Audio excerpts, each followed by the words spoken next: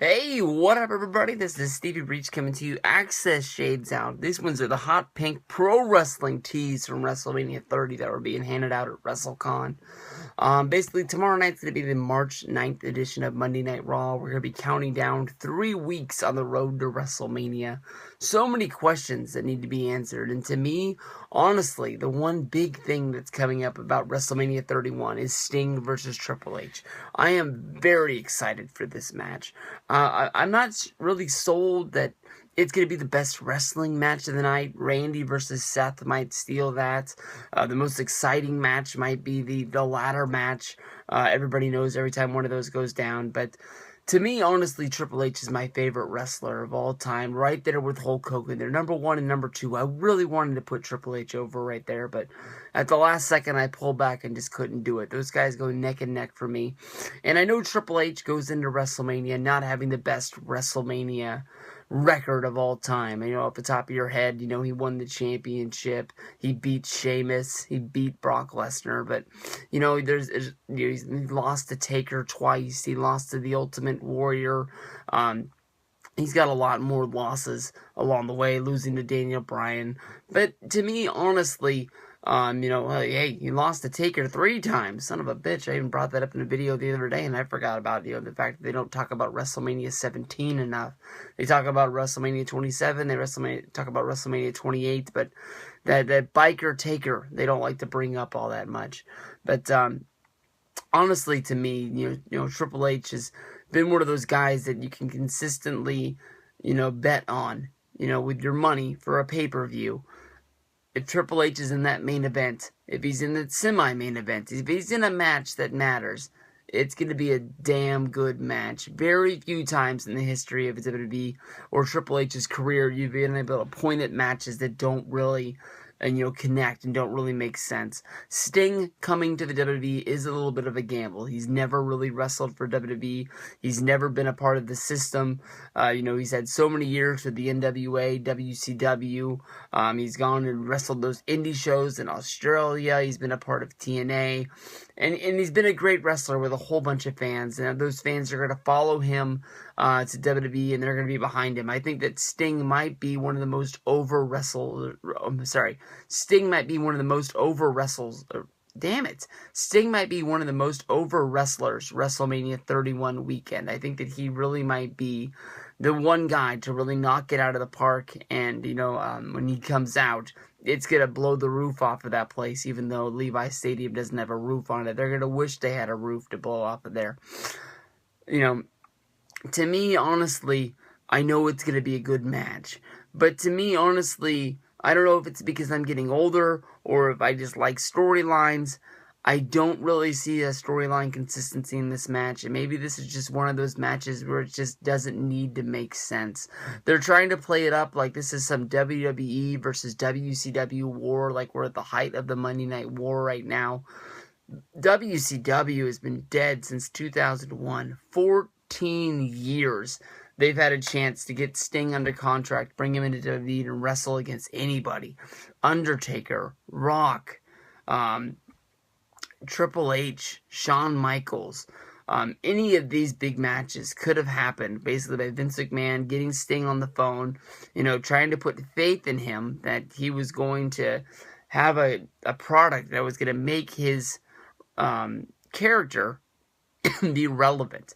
There's been, the TNA DVD where basically they talked about Booker T coming out on Monday Night Raw and The Rock using the line, "Who the hell are you?"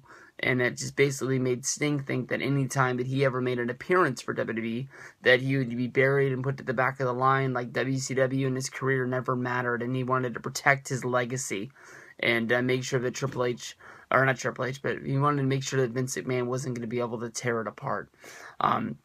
We've yet to be able to hear Sting talk. He hasn't talked in any of his promos. Sting, to me, has never been one of the best promo guys of all time. There's been times when he's knocked a promo out of the park for TNA. There's been times when he's grabbed the microphone and you just say, put it down, no more, all done, Stinger. He's a guy that is all over the map. But, to me, honestly, I need to know why Sting showed up at the Survivor Series. I don't believe it was just to sell some t-shirts. I don't believe it was just to put his name on a WWE contract and, put that 3-disc set out and get paid, some legendary, residuals for the rest of his career for selling off WWE products. I think that he came here for a purpose, and, we haven't been able to hear that at all. I'm not a big fan of the Michael Cole sit-down interviews with other wrestlers. The Michael Cole Triple H interviews that they put up on Tuesdays, I haven't seen one in a while now that I'm thinking about it, but they were pretty frequent when the main event was still on the WWE network in the United States, that is.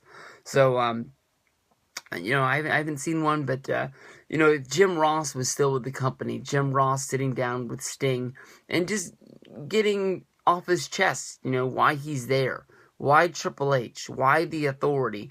Why did he help Team Cena? These are things that I would want to know, because, he showed up not once, but twice to help out these guys. Once, to basically help Team Cena beat the Authority at Survivor Series. At that point, Triple H and Stephanie were fired, and they were, sent back, sent packing, and they had to go back to the Stamford offices and basically work there until basically Seth Rollins came up with the master plan to bring him back.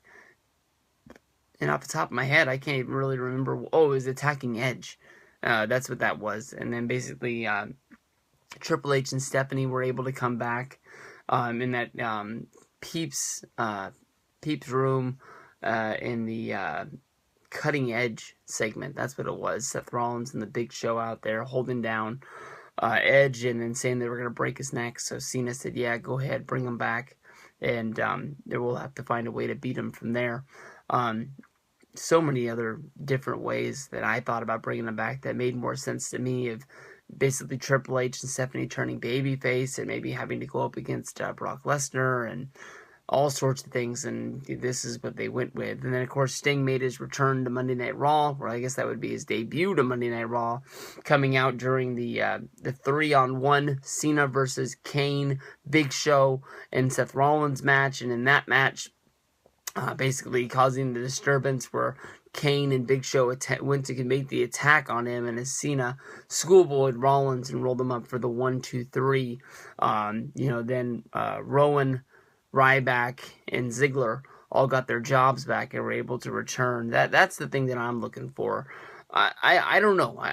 Something tells me that if Sting just went down to the ring and had a microphone in his hand and just started spewing off things, that I don't have a lot of faith in the writing staff for WWE as of right now, that it just really wouldn't make much sense. And they're not going to really let him just have an open mic to say what he wants to. They're going to give him a script, say, memorize this and go out there and say it. And Sting being Sting, more than likely will go out there and do whatever they tell him to do. But I don't know.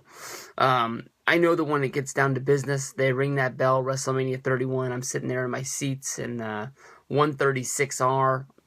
I'm going to be throwing the fists. I don't know why I do this when I get pumped up at a wrestling show, but I'm going to be throwing them, and I'm all fired up. I know that Triple H is going to lose this match.